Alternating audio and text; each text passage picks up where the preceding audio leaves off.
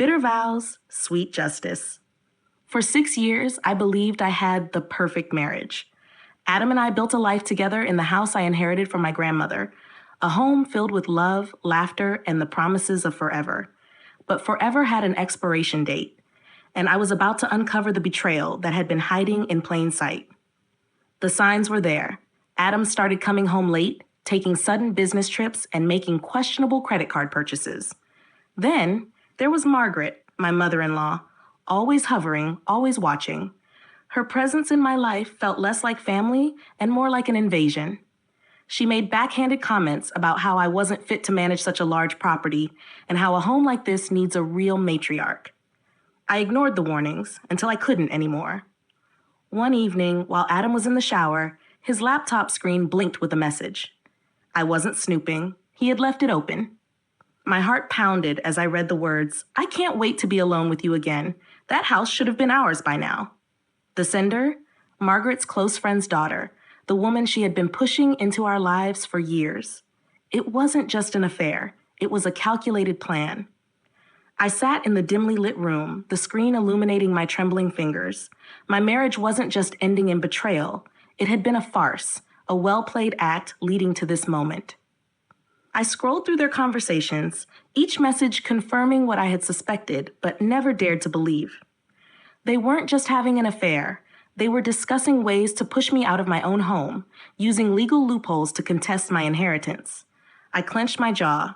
If they wanted a game, I would play, and I would win. The next day, I confronted Margaret. I sat across from her, watching her sip her tea, her eyes gleaming with smug confidence. "Oh, darling," she said, feigning innocence. "You're making such a fuss over nothing."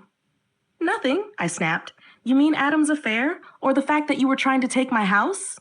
She exhaled slowly, setting her cup down with deliberate grace. "It was never truly yours, dear. A woman like you doesn't deserve an estate like that. It belongs in our family."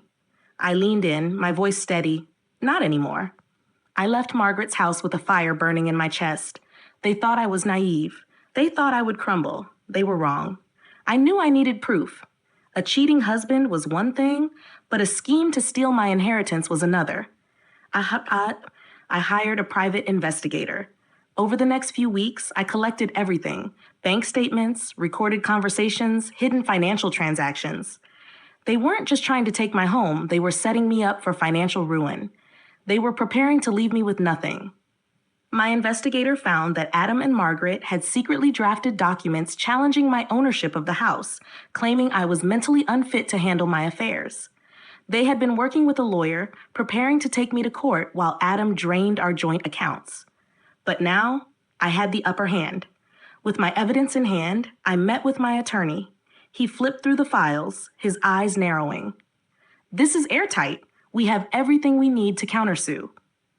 I folded my arms. "I want them to feel what it's like to have everything ripped away from them." He nodded. "Trust me, they won't see this coming." The next day, Adam received the legal notice. The panic in his voice was evident as he called me. "Emily, we need to talk." "I don't think so, Adam. I'll see you in court."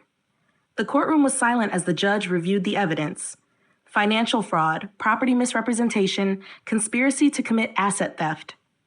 The words echoed through the chamber. Adam's face drained of color. Margaret, once so sure of herself, now sat frozen, powerless. Their plan had failed, and justice was finally mine. "Given the overwhelming evidence," the judge declared, "this court finds in favor of the plaintiff. The defendant's claims on the property are void, and damages are awarded to the plaintiff." I watched Adam slump in his chair, his once confident posture shattered. Margaret, who always had something to say, was finally speechless. With the judge's ruling, I secured my home and assets. Adam and his mother were ordered to pay damages. Their reputation was in ruins, their accounts frozen, and the woman he betrayed me for, she disappeared the moment his money did. As I walked out of the courthouse, Adam tried one last time. "Emily," he called, his voice weak, defeated. I didn't stop. I didn't turn around. "Save it. We're done." With every step away, I reclaimed my life. My vows had been bitter, but my justice, oh, it was the sweetest of all.